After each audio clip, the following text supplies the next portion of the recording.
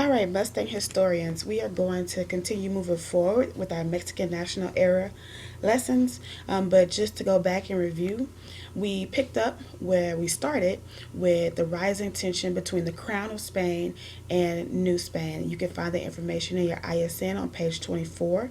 But we talked about the tension between the Crown of Spain making these demands on New Spain that they were not able to meet. That eventually led to the Grito de Dolores.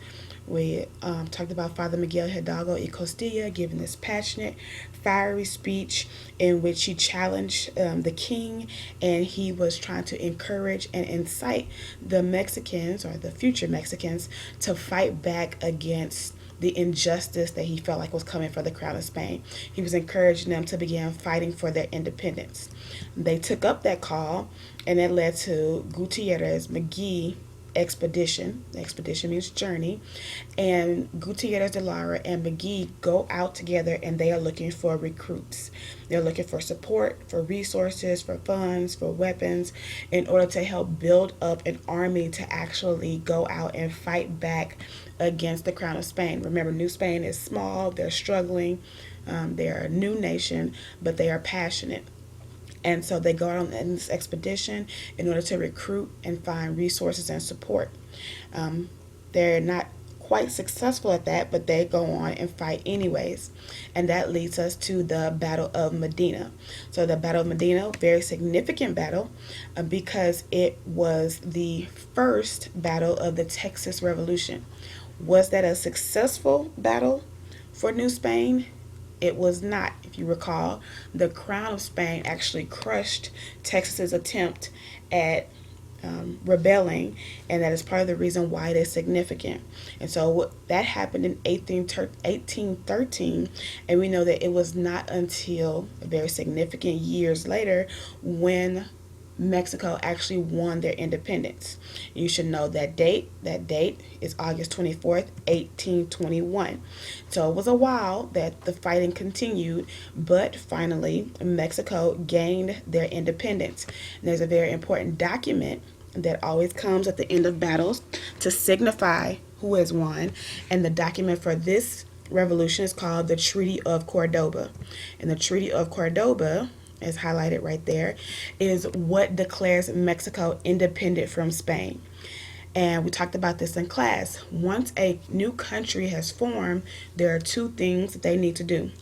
The first one is that they need to establish a type of government. They need to make up rules for how they are going to be governed. And you should know what that document is called. The second thing they need to do is colonize. That is the way that they maintain control and maintain power over the land. And so that is what we're going to get into today, the documents that they use to govern their land and the process that they went about to colonize their land. So we're going to pick up there. 1824 and 25 are important years because that is when Mexico begins to make rules about how they are going to govern themselves. The very first one that we are going to look at is the Constitution of 1824. I'm actually going to pull up this picture. So there's a Mexican Constitution. That is the name of the document. And it has three significant parts that you need to know and be able to tell me what the effects of the parts are. First of all, it formed a state called Coahuila y Tejas. And it pushed these two together and made them one individual state. Second, it gave states local control. And there's a vocabulary word that we'll talk about. What does that mean? But states have the power to kind of make up their own laws and how they want to control themselves. And then the third thing is that it made Roman Catholicism, which is a religion that we should be familiar with, the official religion of the country. So those are three important parts of the Mexican Constitution of 1824. In regards to that state, here is the state of Coahuila y Tejas. This is the flag, and if you look at it, you can kind of see some semblance of half Mexico, half Texas, based on the flags that we're familiar with. And that is formed out of the Constitution from 1824. If you read here, from this Texas landmark, you will see that in 1824, as the new Mexican Constitution was evolving, pieces were being enacted into law.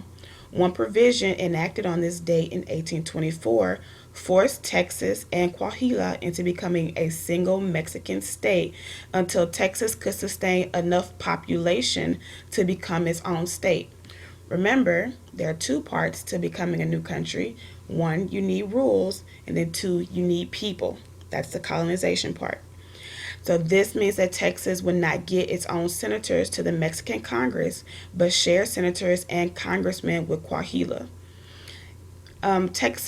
Settlers in Texas who had willingly become Catholic, who had taken oaths to become Mexican citizens, who had brought commerce and wealth to the region, and who served Mexico as loyal subjects were still being treated like outsiders, tolerated rather than respected. Efforts to acknowledge the growing population of Texas and establish its independent statehood failed, eventually leading to conflicts with Mexican authorities and the Texas Revolution. So that right there is give you some hints as to the future and as to how Coahuila y Tejas forming as one state instead of individual states is going to further lead to tension and conflict and eventually a revolution later down the road. The second thing that we are going to look at as far as what is going on in Texas and Coahuila at this point in time is going to be the second constitution.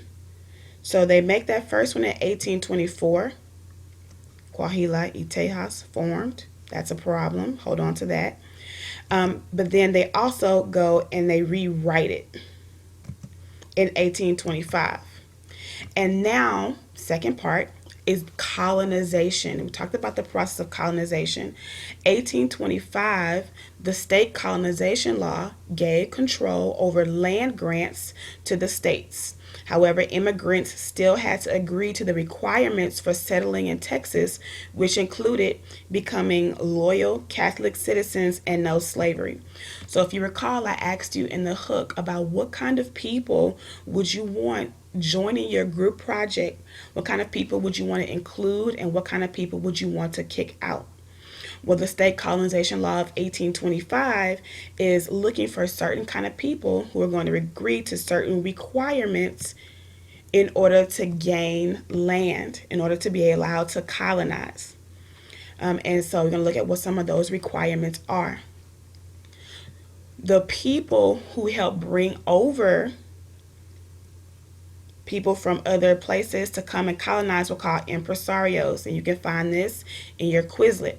An impresario is the Spanish word for a land agent whose job was to bring in new settlers to an area. So you could think of a realtor who goes out and finds people to buy houses or to move in apartments, and they help people find places to live in. That is what an impresario does. So you can imagine that that role is going to be a very important role in helping to colonize and establish the new country of Mexico.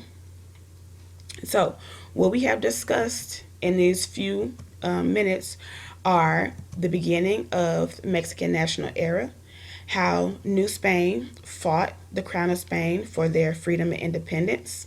We have talked about what people do once they form a new country, and those two things are to establish a government and then to populate their new country by colonization. We have discussed the rules that they established, and now we are beginning to discuss how they will go about settling their colony and how impresarios will go about bringing new people to come into this colony and to establish their families and homes and cities so that they may maintain power and control over this land. All of these resources can be found on Edmodo in the folder called Mexican National Era.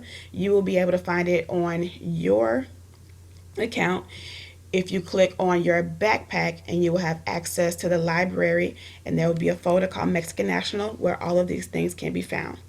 If you have any questions, let me know. Send me a message on Edmodo or Remind 101, or if you're in class, just turn around and raise your hand.